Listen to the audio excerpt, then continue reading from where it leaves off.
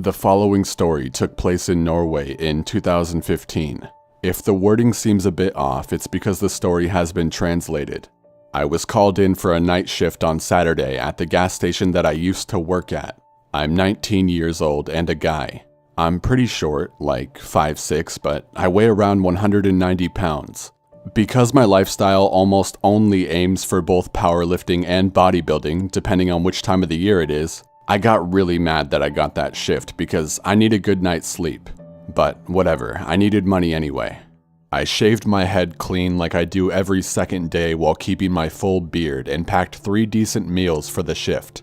I went to work at 11 p.m. and the shift was gonna last until 8 a.m. whilst being alone until 6 a.m. I don't mind working alone. Some people get paranoid and everything, but I myself have the kind of facial features and build that most people would not bother to mess with.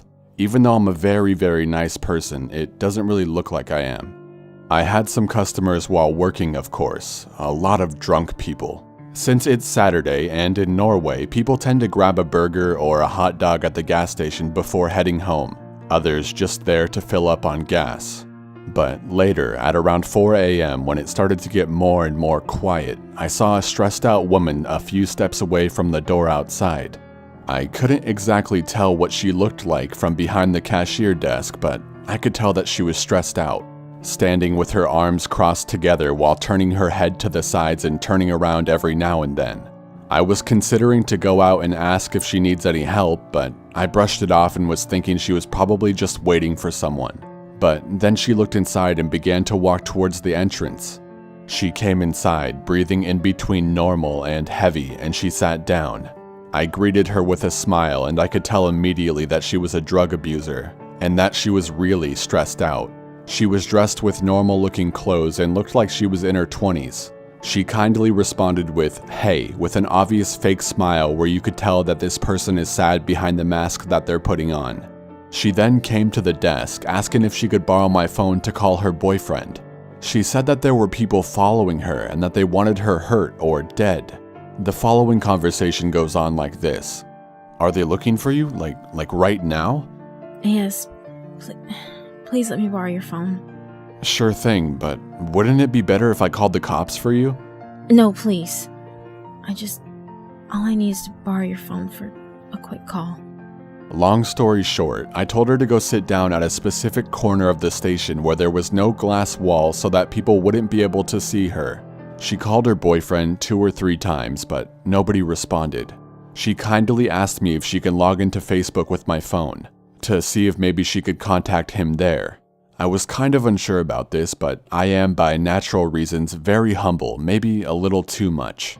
Another thing was that I was standing right behind her, so there was no unacceptable things that she could do without me seeing it. So I said, "Alright, you can log into your Facebook." I told her to use the Google Chrome app to go on Facebook and not the Facebook app itself, since I hate spending time logging in and out of my account on my phone. Call me a lazy bastard, whatever.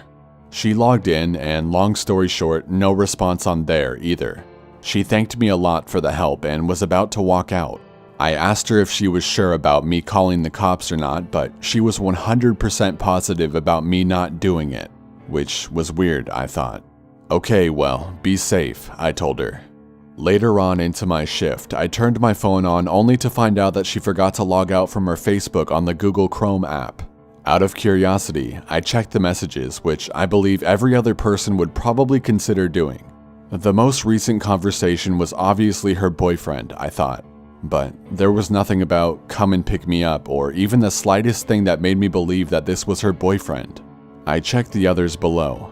Every fucking conversation I checked, which was about 6 or 7 of them, was either about drugs or money. Meth, coke, heroin, codeine, you name it. As humble as I am, I just felt bad for her, and I logged out without judging. 2 days later, I'm at the gym doing some deadlifts when I get a call from a number that is not registered in my contacts. I picked up. "Hello, Alan speaking." "Hello, who are you?" "Who am I? You called me and I've already said my name. Who are you?" "You called me 2 days ago in the middle of the night." "No, I didn't." And then I remembered about the girl calling her boyfriend at the gas station 2 days ago. Oh wait, I remember. I don't know her name, but I assume you have a girlfriend? Then I went on to explain the situation. You may think, how the hell didn't I know her name when I had her Facebook logged into my Chrome app, but I simply didn't bother to remember it. He then responded that he didn't have a girlfriend. Surprisingly, this didn't shock me at all. I could tell that she was full of shit when I saw the messages with my own eyes, but I pretended like this was something that came to me as a surprise. Oh, really? Well, that's what she told me, and I tried to help her out after that, which I've already explained to you. What do you know? What do you mean, what do I know? Has she told you anything? If so, I need to know right now. I was really starting to get pissed off. First of all, I was being mixed into some bullshit for no reason now. Second, getting interrupted during my workouts makes me want to rip off someone's head. She hasn't told me anything and I'm really busy at the moment. Please don't call me again because none of this is actually my business. It is your business. You helped her, you piece of shit. Before I hung up, I told him to fuck off, otherwise I would take this case to a level that he would regret. I mean, obviously I would never kill him or anything, I just tried to come up with some dumb shit to scare him. I got a bit frustrated too. Why the actual fuck would that girl call a psycho who obviously didn't like her? It was clear that he was mad because he thought I somehow helped her, which I still don't understand what he meant by that. So, on to the rest of the story. My neighborhood is quiet, and my town is small, so it's not hard for anybody to find anyone. It's as simple as pasting someone's phone number in a specific website and their address will most likely show up. And eventually, I happened to get a little visit. As I said, the neighborhood is very quiet after midnight, and while being in bed watching some bodybuilding videos for entertainment, I started to hear someone driving towards my area. Well, that's not normal at this time, but it happens. Eventually, I heard a car park right outside my property behind my garden, which goes a little bit uphill filled with stones and flowers. So I couldn't see the car from that point on, but I heard someone opening the car door and locking it. What the fuck was going on? I quickly grabbed my tank top and shorts. After that, I would just be silent, trying to listen for every sound that I could get. I opened my window quietly, just to be able to hear a little bit more. I could hear the man walk up the little uphill part of my garden, which made some sounds because of the stones. I won't lie, I was scared as shit. I couldn't see him either, because everything behind my garden is blocked from my point of view by tall cements for the garage. The garden uphill leads to the balcony where a big glass wall is, and that's where my little sister's room is. I went to the exit of my door and quietly walked out. I walked to the cement stairs at the side of my property, which leads me to the exact same spot as him. I could hear footsteps, and I quietly walked up the cement stairs. Then I caught a glimpse of the guy. Probably the guy I was speaking on the phone with. Keep in mind, I still don't know what the hell he wants from me and why the fuck that junkie woman called him in the first place at the gas station. I know nothing. My adrenaline was high, but got almost to its peak when he was right outside my little sister's glass wall. I was scared, but also really pissed off. No way he's going in there or trying at all. At the top of the cement stairs, I walked quick but silent until I saw that he could hear someone walk behind him just a few feet away. Then, I ran as fast as I could and pushed him with all my anger, leading him to get smashed into the wall beside my sister's glass wall, before I proceeded to get over him and hold my palm over the side of his face, pushing it down while asking what the fuck he wants. My little sister woke up, screaming, which also woke my mother up. She ran out and asked what the hell was going on. Why my dad isn't home is another story, but anyways, my family's facial expression was filled up with fear and I told my mom to call the cops. The man said nothing, just laying still with his left hand wrapped around my right wrist because of the pressure I was holding his face down with, while my left hand was holding him down between his biceps and shoulders. He was literally resting for a few seconds before starting to resist like a horse again, but he ran out of energy fast. I would ease my palm off of his face so that he could get his head up a little bit, only to smash it down again with anger. Both he and I were breathing heavily. I stopped asking questions and my mother was on the phone with the police, always reacting with fear when the man started to resist again, but I told her it was under control. It didn't take long before the cops showed up and arrested the guy. I told them the whole story about both the girl and the guy. They were both just regular fucking drug addicts and have both been in prison previously for it. I was scared as shit and still to this day don't know why I had to be involved in this. Maybe he was just a paranoid psychopath. My lesson to you, never let some creepy stranger borrow your personal phone for situations like this. If it sounds dangerous, simply call the police to help them, and if they don't want you to, then just leave it.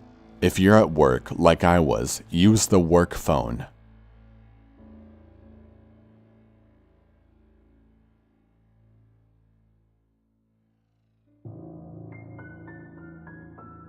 I had just started working a graveyard shift at a grocery store in a big city on the West Coast. We were sat in the middle of a residential area and we had at least one cashier on the floor at all times.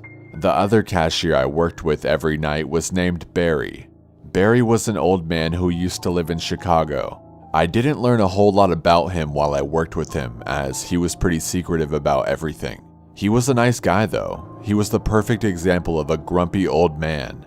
You know, the kind that would yell, "Get off my lawn," and was absolutely fearless. They had a hired third-party security guard, and I use the word security loosely since it would be illegal for him to actually apprehend anyone.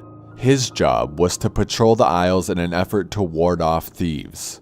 On this particular evening, as I started my shift, I'd noticed a gentleman in nothing but dirty sweats lounging at our outdoor furniture display up at the front, which was only a couple yards from my station. I just ignored him and did my job since it took more brain power than I could actually spare, and it was the busiest time of the day for us. He stayed there for a good while until our security walked up to start a conversation and he got scared and left pretty quickly.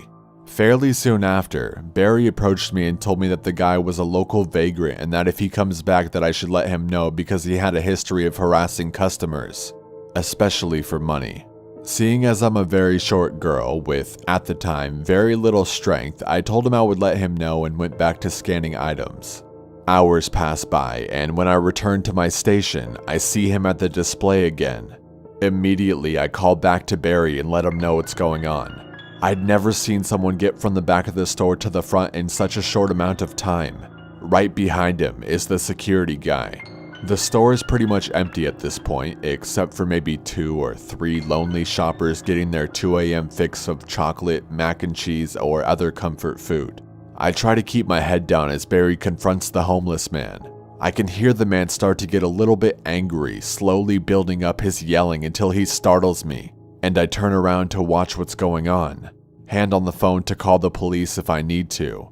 The man stands up and he's really tall, like really tall compared to all 3 of us.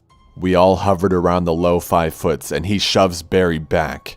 Barry went to move forward and the guy pulls out a long knife that he must have taken from our minuscule aisle of kitchenwares, yelling about how he needs some place to sleep, and he swings at Barry, who dodged it. Security hightailed it back to me at that point and I called the police. In the meantime, it was just us 3 and this crazy hobo with a knife and an intent to hurt someone. Barry gave him space and kept his attention while I talked to dispatch. It would take them 5 minutes to get to the store. Barry tried his best to talk the man out of his frenzy, and for a while it seemed like it was working. Then the guy started advancing with a white-knuckle grip on the knife. Barry stood his ground for the most part, but the man caught up too quick and swung again. Barry tripped, and I thought for sure that was it. I was going to watch someone get stabbed and there wasn't anything I could do about it. Apparently, I had made some sort of noise because he turned back and made eye contact with me. I couldn't read his face. My mind was just blank. The security guy decided now was his time to shine and he yelled something. I can't even remember what he yelled. Probably something about the police. The man bolted and I watched through the storefront windows as he ran around the building and disappeared into the dark. The police eventually arrived and searched for him. They caught him, I heard, and he was sent to prison for aggravated assault, I believe. Barry was grumbling louder than usual, his way of expressing shock, I suppose, and we both finished our shifts before going home. That wasn't the last time I ever witnessed scuffles between Barry and aggravated people, but it was the only time they ever had a weapon.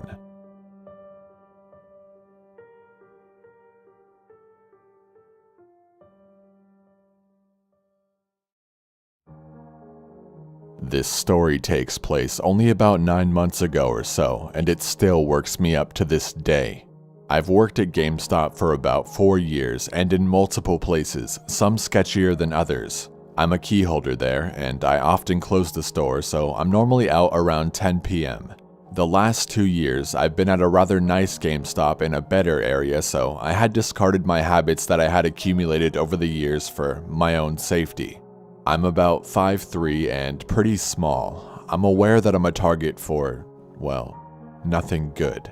Anyway, it was about 10 p.m. and I had just closed with another employee. I don't have a car, so I had to wait for my ride, which was not out of the ordinary.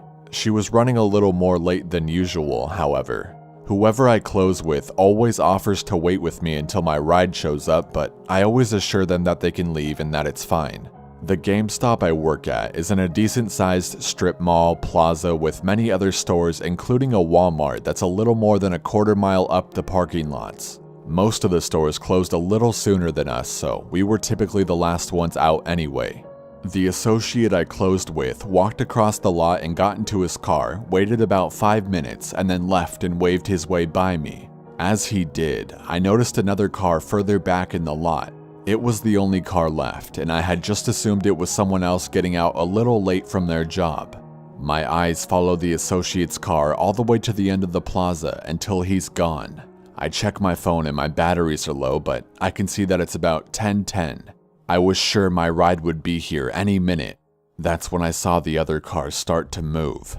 They must have been sitting there because no one had walked to the car since I had left my store. They didn't turn their headlights on, which was odd to me, and started the gut-wrenching feeling that it was a little weird and that I should leave. But, for whatever reason, I stayed. The car drives around the lot and then slows down, near me. At this point, I have my phone out just in case, and I have my messenger bag on my shoulder in case I need to ditch it fast. He pulls up about 15 feet from me, just outside of the first handicap spot. The car stops and is still running.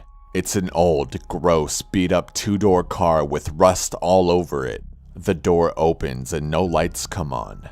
Out steps a very large man that was most likely about 6'2". He had brown, messy hair and was brolic but still lanky.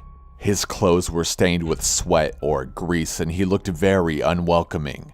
He had casually gotten out of the car, but then he turns around and clicks his fucking front seat upward and immediately, with the door open, starts walking fast toward me. I hadn't even realized it, but I was already on my feet, backing away from him. He kept eye contact and made a gesture to come back.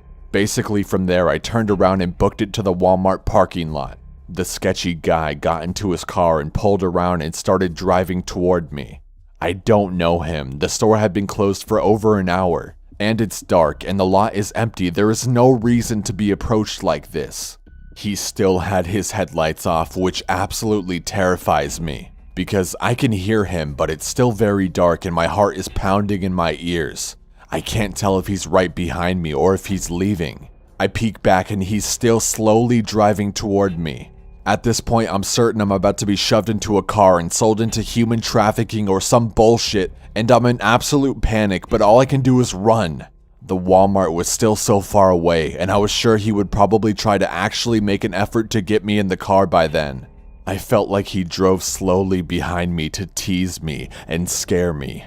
But then I saw a big truck in the very back of the Walmart parking lot with about 5 people around it. There was another car, and their hoods were up. Someone was jump-starting a car.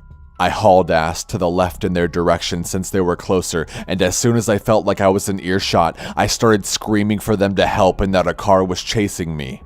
The group looked shocked, and for all I know they could have been sketchy too, but I had to take that chance. A man and a woman ran towards me and met up with me. I was pretty nervous, winded, and shaken up. I could hardly talk, but I looked back and saw the taillights of the car driving away. I walked towards the rest of the group, which was just a few people attempting to jump another car. I told them that a big guy was following me and that I felt very unsafe. They offered to call the cops, but I wasn't even able to see his plates, and I really just wanted to be home at that time. The 2 women of the group and 1 man were kind enough to walk me into the Walmart and even waited with me for my ride to arrive. I thanked them and went home. After that happened, I requested to open for about a week so I wouldn't be at the store after dark. The next day, I told my boss the time that it happened and we both watched the DVR in the back. It was incredibly uncomfortable to watch, but we forwarded it to the local police. The police didn't end up finding much, but they now keep a squad car patrolling the plaza from 9 p.m. to 11 p.m. I don't take chances anymore. I wait inside the store until my ride calls me and I can see them. The whole thing really bothers me. I always felt like that type of thing only happened in the city or in unsafe places, but not to me, not here. I haven't discussed it much since, but it still bothers me. You're really never safe.